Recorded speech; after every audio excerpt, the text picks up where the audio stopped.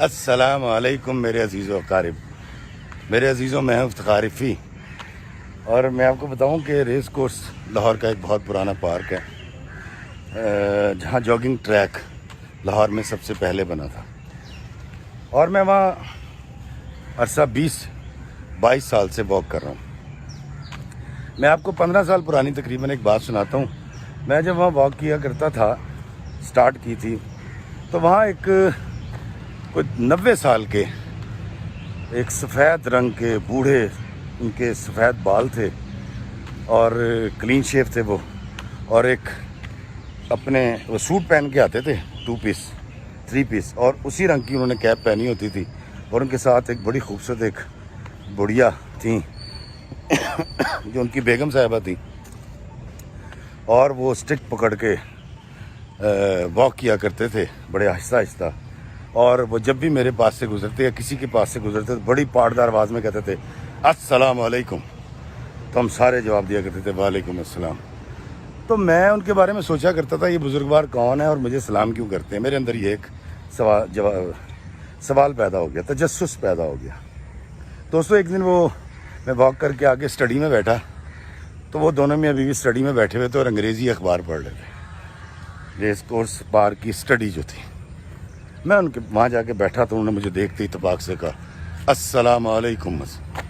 میں کہا جی وعلیکم السلام۔ میں ان کے پاس بیٹھا تو مجھے بات کرنے کا موقع ملا، تو میں نے کہا سر میں آپ سے پوچھنا چاہتا ہوں، آپ ہر گزرتے شخص کو جو آپ کو کراس کرتا ہے واک کرتے ہوئے، آپ سلام کیوں کرتے ہیں؟ آپ تو مجھے نہیں جانتے، مجھے بھی سلام کرتے ہیں، اور میں عمر میں آپ سے بہت چھوٹا ہوں۔ انہوں نے بڑی خوبصورت بات بتائی جو میں آج آپ کے ساتھ شیئر کروں گا۔ وہ کہتے ہیں کہ میں ایک بڑا ریٹائرڈ فوجی افسر ہوں، اور میں نے 65 کی جنگ بھی لڑی، اور میں نے ساری جنگیں لڑی جو پاکستان میں ہوئیں، اس سے پہلے کی بڑی ایک ہسٹری تھی ان کی۔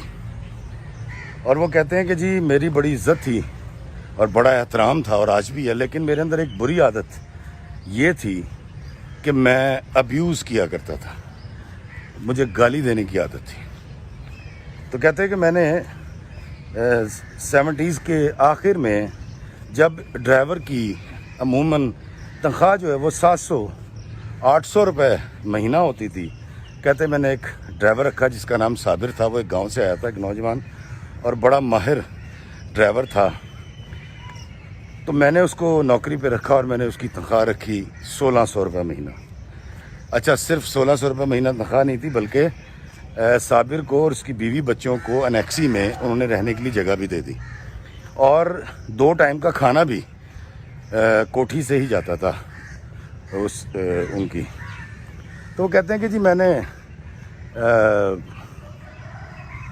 صابر کے ساتھ بھی وہی رویہ رکھا جو میں لوگوں کے ساتھ رکھتا تھا۔ صابر میرے پاس کو 5 سال رہا، بڑا اچھا تھا، نظر جھکا کے رہتا تھا، اور مطلب کوئی سیکرٹ آؤٹ نہیں کرتا تھا، کیونکہ سیکریسی بھی ہوتی ہے انسان کی۔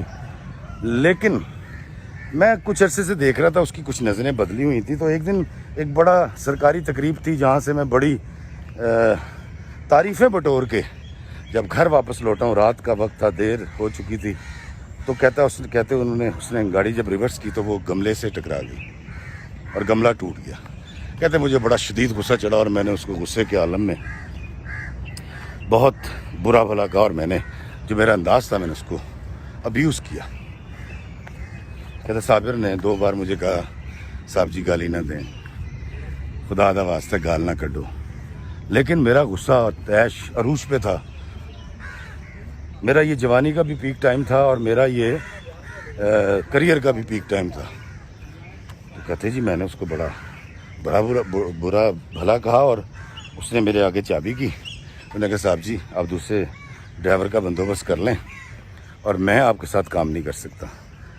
کہتے میں نے سوچا کہ بکواس کر رہا ہے، اتنی آسائشیں، اتنی تنخواہ اس کو کہاں ملنے والی ہے، یہ تو اس دور کے 18ویں اسکیل کے افسر کی تنخواہ بھی نہیں تھی اتنی۔ تو کہتے میں نے اس کو کہا دفع ہو جاؤ، اور وہ چلا گیا۔ کہتے میں جا کے سو گیا، اور مجھے امید تھی کہ صبح ہوگی، یہ آئے گا اور آ کر مجھ سے سوری کرے گا اور معاملات ختم ہو جائیں گے، کیونکہ میں ہمیشہ گالی جو ہے وہ دل سے نہیں دیا کرتا تھا. میں تو بڑے مان تران سے گالی دیتا تھا اور مجھے بڑا یہ یقین تھا کہ میں جو گالی دیتا ہوں یہ میں بڑے اپنے لوگوں کو دیتا ہوں, اپنوں کو. تو کہتی صبح کو جب میں اٹھا اور میں نے کہا جی صابر کو بلاؤ, تو پتہ یہ چلا کہ صابر تو رات کو ہی کسی وقت ریڈی لایا تھا, سامان اس نے اس کے پر لادا اور چلا گیا. کہتے میں بڑا حیران تھا یہ کیسے ممکن ہے, اتنی بڑی تنخواہ اتنی آسائشیں چھوڑ کے وہ کیسے جا سکتا ہے. اس کو افسران سے تحفے بھی مل جایا کرتے تھے اور وہ جہاز میں بھی سفر کر لیا کرتا تھا میرے ساتھ کئی بار. کہتے میں نے پتہ کروایا تو مجھے کوئی مہینے بعد پتہ چلا وہ دھرم پورے کے پاس کسی جگہ پر رہتا ہے. کہتے میں اور میری بیگم صاحبہ ہم گاڑیاں بیٹھے وہاں پہنچے.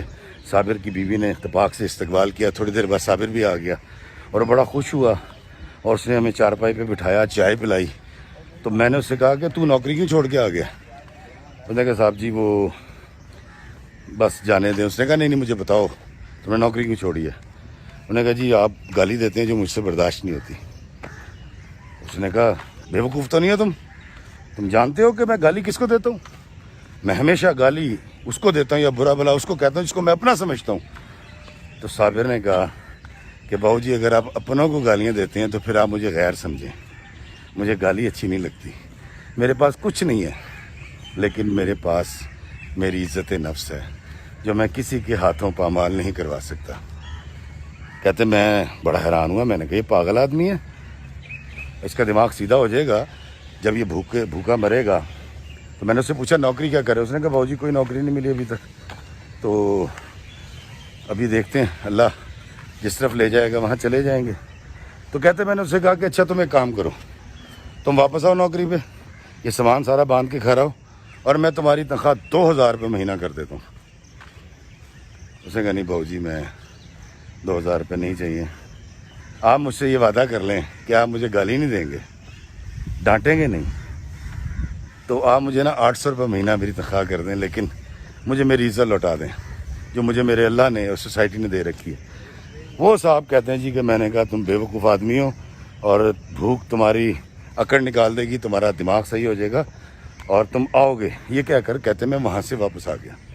کہتے جب 10-15 دن صابر نہیں لوٹا تو میں نے گاڑی نکالی اور میں وہاں پہنچا تو پتہ چلا کہ صابر تو 5-6 دن پہلے اپنا سامان کسی ٹرک پہ لاد کے نامعلوم منزل کی طرف جا چکا ہے. کہتے اس کے بعد میں نے جب اپنے دائیں بائیں نظر دوڑائی اور میں نے اپنے کچھ سبارڈینیٹ سے اور اپنے ساتھ کام کرنے والے چھوٹے لوگوں سے یا رشتہ داروں سے میں نے جب پوچھا کہ سچ بتانا کہ میں نے صابر کے ساتھ زیادتی کی, تو سب نے کہا ہاں جی بالکل زیادتی کی. اور کچھ لوگوں کا یہ بھی کہنا تھا کہ ہم آپ کو کہتے نہیں ہیں جو صابر کہہ گیا, اور ہمیں بھی آپ کی گالی اور اس طرح بات کرنا اس طرح ڈانٹنا اچھا نہیں لگتا. دوستو وہ بزرگوار ان کی آنکھوں میں گلیر تھی اور وہ کہتے ہیں کہ میں پچھلے 40 سال سے بلکہ 50 سال سے صابر کو ڈھونڈتا پھر رہا ہوں, اور میرے ارد گرد جتنے بھی صابر تھے جو میرے رشتہ داروں کی شکل میں تھے, سبارڈینیٹ تھے, ہمسائے تھے یا راہگیر تھے, میں تمام کی عزت نفس کا بہت خیال کرتا ہوں. اور مجھے یہ بات بڑی اچھی طرح سمجھ آ گئی ہے کہ انسان کو عزت چاہیے, احترام چاہیے, توقیر چاہیے.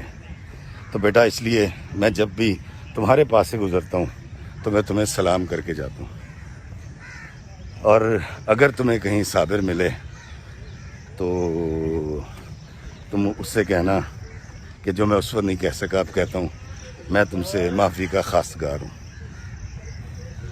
وہ بزرگ چلے گئے دوستوں, ان کو تو ان کا صابر نہ مل پایا, لیکن مجھے یہ بڑا احساس ہوا اور میں نے کھوجنا شروع کیا کہ میرے ارد گرد کتنے صابر موجود ہیں جن کی عزت نفس میں پامال کرتا ہوں, اور یہ کہہ کر کہ یار میں تو گال انہوں کٹنا وا جنہوں میں اپنا سمجھنا وا, تو افتخار فی تو غیر سمجھ لے گال نہ کٹ.